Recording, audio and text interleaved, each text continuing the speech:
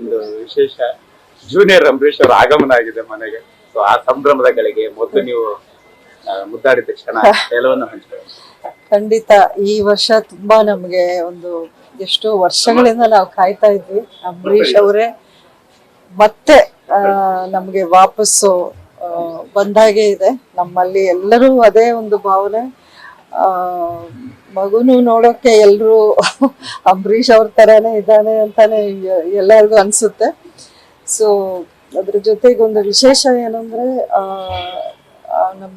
ನನ್ನ ಸೊಸೆಗೆ ಕೊಟ್ಟಿರೋ delivery date actually ಇವತ್ತೇ, ನವೆಂಬರ್ 24ಕ್ಕೆ ಒರಿಜಿನಲ್ ಡೆಲಿವರಿ ಡೇಟ್ ಅಂತ ಕೊಟ್ಟಿದ್ದು.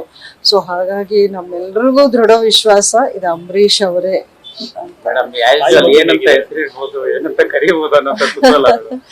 ಇಲ್ಲ, ಇನ್ನೂ ಅದು ಅವರು ಡಿಸ್ಕಸ್ ಮಾಡ್ತಾ ಇದ್ದಾರೆ. ಖಂಡಿತ ಅದು ಅಂಬರೀಶ್ ಅವರ ಒಂದು ಹೆಸರು ಸೇರ್ಸೇ ಇರುತ್ತೆ. ತುಂಬಾ ತುಂಬಾ ಚೆನ್ನಾಗಿದ್ದಾರೆ. ತಾಯಿ ಮಗು ಚೆನ್ನಾಗಿದ್ದಾರೆ. ಅಭಿನು ತುಂಬಾ ಅವ್ರಿಗೆ ಇದೊಂದು ಹೊಸ ಅನುಭವ. ತುಂಬಾನೇ ಅವನು ಮಗುನ ಒಂದು ನಿಮಿಷನೂ ಬಿಟ್ಟು ಇರೋಕ್ ಆಗದೆ ಇರೋಂತ ಈಗ ಇನ್ನೇನು ಬರ್ತಾನೆ ಅಭಿನು. ಅವರಿಗೆ ಇವತ್ತು ದರ್ಶನ ಮಾಡಿಸುವಂತ ಸಾಧ್ಯತೆ ಇದೆಯಾ?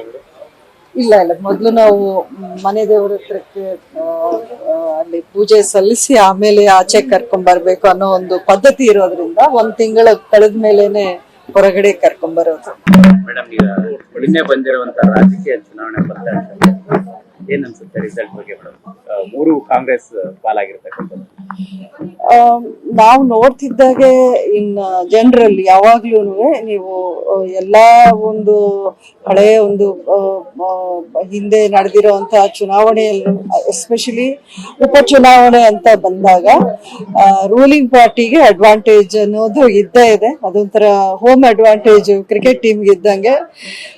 ರೂಲಿಂಗ್ ಪಾರ್ಟಿ 99% ಯಾವಾಗ್ಲೂ ಉಪಚುನಾವಣೆ ಅನ್ನೋದು ಗೆಲ್ತಾ ಬಂದಿರೋದು ನಾವು ನೋಡಿದ್ದೀವಿ. ಸೊ ಇದನ್ನ ನಾವು ಅದರಿಂದ ಏನೋ ಚೇಂಜ್ ಆಗ್ಬಿಟ್ಟಿದೆ ಅಥವಾ ಇದು ಇನ್ಯಾವುದಕ್ಕೋ ಒಂದು ದಿಕ್ಸೂಚಿ ಅನ್ನೋದು ಸುಳ್ಳಾಗತ್ತೆ ಹೇಳಿದ್ರೆ.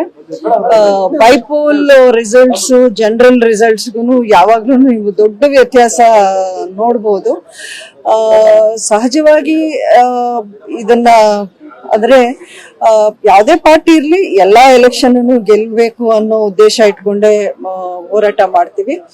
ಆದ್ರೆ ಖಂಡಿತ ಇದಕ್ಕೆ ಒಂದು ಆಂತರಿಕವಾಗಿ ಒಂದು ಪರಾಮರ್ಶೆ, ಒಂದು ಆತ್ಮಾವಲೋಕನ ನಡೆಯುತ್ತೆ. ಪಾರ್ಟಿ ವರಿಷ್ಠರು ಇದನ್ನ ಸರಿಪಡಿಸೋಕೆ ಯಾವ ರೀತಿಯ ಒಂದು ಕ್ರಮಗಳನ್ನ ತಗೊಳ್ಬೇಕು ಅದ್ರ ಚರ್ಚೆ ಮಾಡಿ ತಗೊಳ್ತಾರೆ.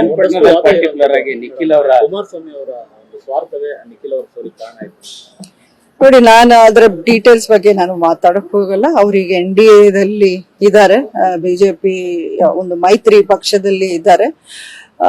ಖಂಡಿತ ನಿಖಿಲ್ ಇನ್ನೂ ಯುವಕ ಇದ್ದಾರೆ. ಅವ್ರಿಗೆ ಮುಂದೆ ಭವಿಷ್ಯ ಚೆನ್ನಾಗಿರ್ಲಿ ಅಂತ ನಾನು ಹಾರೈಸ್ತೀನಿ.